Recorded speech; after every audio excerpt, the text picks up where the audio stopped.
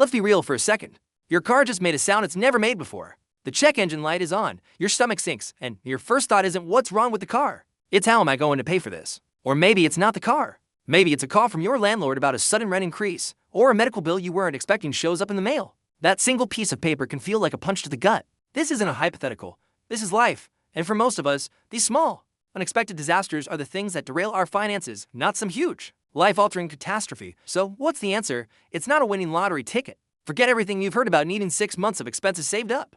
That's the marathon. We're talking about the first mile. For most people, the idea of saving $20,000 is so overwhelming they never even start. They just freeze. But $2,500? That feels different. It feels possible. It's an amount you can actually visualize saving. And that's the key, getting started. This isn't your forever fund. It's your get out of immediate trouble fund. It's phase 1. Think of it as a financial fire extinguisher. You don't need a fire truck to put out a small kitchen fire. You need something quick, accessible, and effective. That's what this fund is. So why exactly $2,500? Why not $1,000 or $5,000? Because this number isn't pulled out of thin air. It's based on the most common, real-life emergencies that people actually face. Let's break it down. Your car needs new tires and a brake job. That's easily $800 to $1,100. You chip a tooth and need an emergency dental visit. Even with insurance, your portion could be a few $100s. Your pet gets sick and needs an unexpected trip to the vet. That's another $500, easy. A close family member has an emergency and you need a last-minute flight. That could be $600.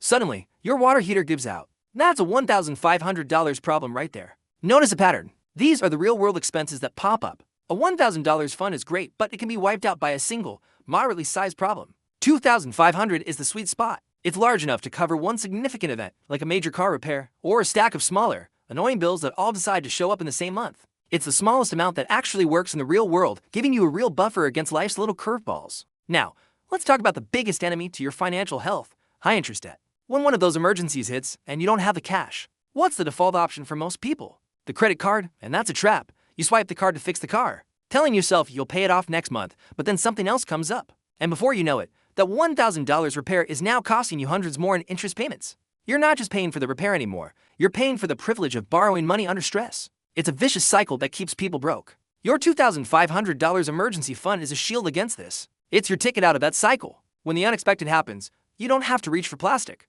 You calmly transfer the money from your savings, handle the problem, and breathe. There's no new debt, no interest piling up, no stress about how you'll pay it off. You just solved the problem. The end. That feeling of control is priceless. One of the best things about a $2,500 goal is that it's fast to build.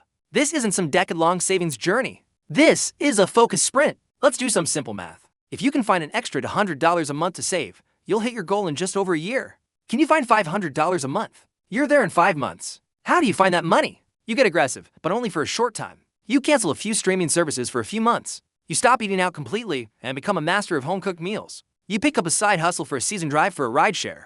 Do some freelance work online. Walk dogs in your neighborhood.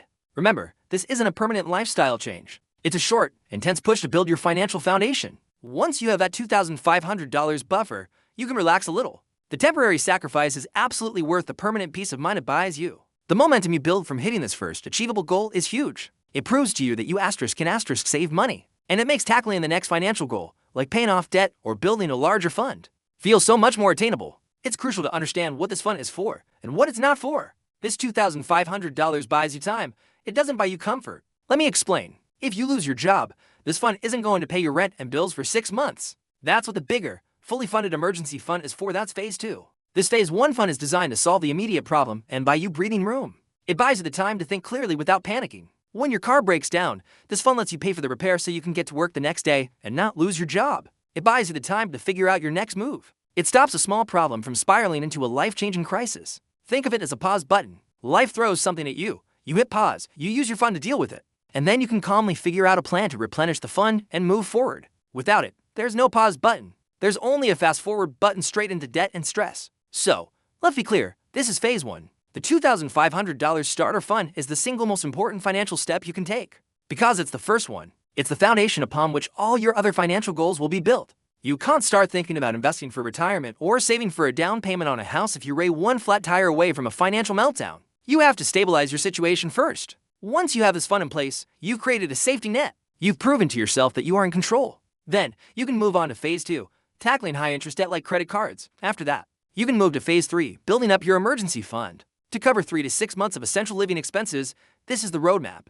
But it all starts here, with this one achievable goal. This isn't just about money, it's about reducing anxiety. It's about sleeping better at night. It's about knowing that when life happens, and it will, you're ready. You've got a plan and you've got the resources to handle it. Your challenge, starting today.